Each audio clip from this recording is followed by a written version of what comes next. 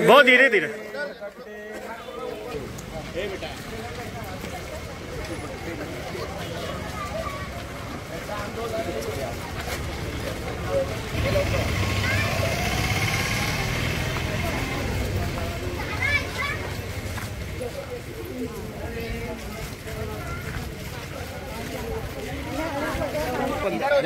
लोगों को जाने दो बस भैया, ऐसे हो तो अरे थोड़े साइड हो ना यार, दिख अच्छे क्या कर रहे हैं। ऐसे अंदर अंदर दब जाओ, अंदर अंदर दब जाओ।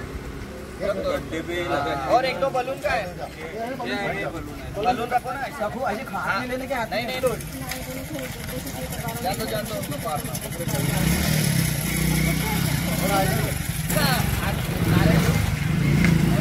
पूर्ण झाले त्याबद्दल या गड्ड्याला वाढदिवसाच्या हार्दिक शुभेच्छा। या गड्ड्याला 1 वर्ष पूर्ण झाले त्याबद्दल गड्ड्याच्या वाढदिवसाला हार्दिक शुभेच्छा।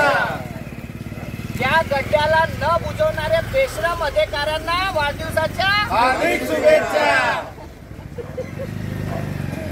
अरे नाही नाही नको तुम्ही केक दे देऊन द्या ना। अरे चाकू देऊन दो, तुम्ही मागे होऊन जा। अरे ते लाव ना, कॅन्डल लाव। हॅपी बर्थडे गड्डा छोटा, हॅपी बर्थडे गड्डा, हॅपी बर्थडे रस्ते का गड्डा, हॅपी बर्थडे गड्डा चौक, हॅपी बर्थडे गड्डा चौक, गड्डे रस्ते, हॅपी बर्थडे, हॅपी बर्थडे।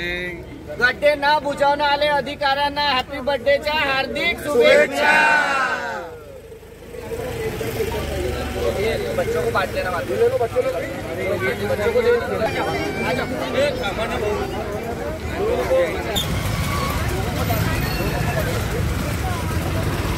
अधिकारी मुर्दाबाद मुर्दाबाद मुर्दाबाद। ये गड्ढे न बुझावणारे वाले अधिकारी मुर्दाबाद मुर्दाबाद मुर्दाबाद मुर्दाबाद मुर्दाबाद मुर्दाबाद, एनएमसी मुर्दाबाद मुर्दाबाद, एनएमसी मुर्दाबाद। गड्ढे न बुझावने वाले अधिकारी, ते न बुझावणारे अधिकारी मुर्दाबाद मुर्दाबाद मुर्दाबाद।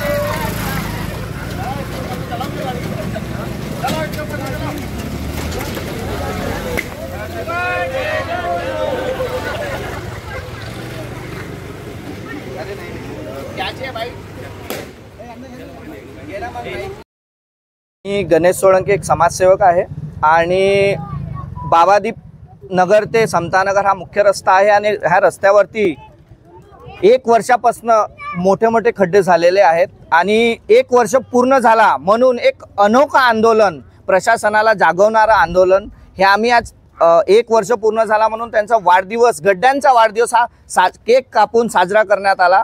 कारण अधिकारी ऐकत नाही आहेत।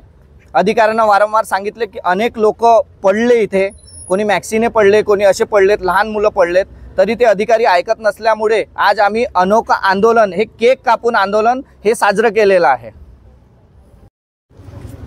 माझं नाव लक्ष्मीकांत पाटील आहे। मी बाबादीप नगरला राहतो, इथं समतानगर पुलियाजवळ। आमच्या वस्तीमध्ये 25 वर्षापासून रस्ता तयार नाही आहे आणि आम्ही चिखलामधून जाणं येणं करतो आणि प्रशासन आमच्याकडे दुर्लक्ष करत आहे। वारंवार सोळंके साहेबांनी कॉर्पोरेशनला आणि नगरसेवकांना विनंती केली, त्यामुळे तरी पण आमच्या वस्तीमध्ये काम हे अधुरं आहे आणि आम्हाला सार्वजनिक भरपूर त्रास होतो। हे साहेब आमच्या बाजूचे मॅक्सीनं पडले, त्यांच्या हाताला फ्रॅक्चर आलेला आहे आणि सरकार यांच्या पायाला फ्रॅक्चर झालेला आहे आणि आमच्याकडे हे सरकार असं दुर्लक्ष करते। आम्ही इथले टॅक्स पेई आहोत, सरकारला आम्ही टॅक्स पेड करतो, तरी पण आमच्याकडे दुर्लक्ष येते। आमदार काय म्हणते, आमदारपासून जात होता?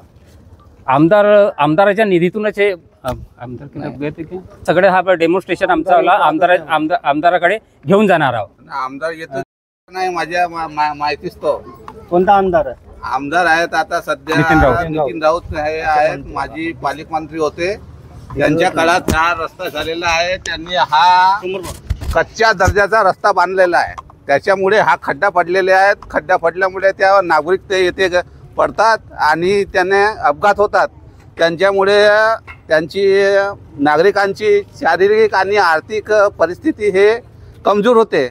याला जबाबदार कोण आहे? प्रशासन आहे की समोरचे ज्यांनी केले ते रस्ते ते जबाबदार आहेत. आता हे प्रश्न तर त्यांना समजलेला पाहिजे. आमच्या तर काय आम्ही काय बोलून शाने काय मोकळे होणार, पण त्यांना जे उत्तर द्यायचे आहे, जे वरिष्ठ अधिकारी आहेत, जिम्मेदार अधिकारी आहेत, त्यांना हे समजायला पाहिजे. येथील रस्ते आणि हे नाल्याचं बांधकाम ची दिवार जे आहे ते अनेक वर्षापासून हे मागणी आहे येथील नागरिकांची. पण तरी पण हे रस्ते दुरुस्ती आणि डांबर रोडाचे काम हे आता सुरू झालेले नाही आहे. आता गटर लाईन पण नाही आहे. मागच्या लाईनीमध्ये हे उघड्यावर संडास करायला बसतात लोक. त्याच्यामुळे आम्हाला किती त्रास होता आजूबाजूच्या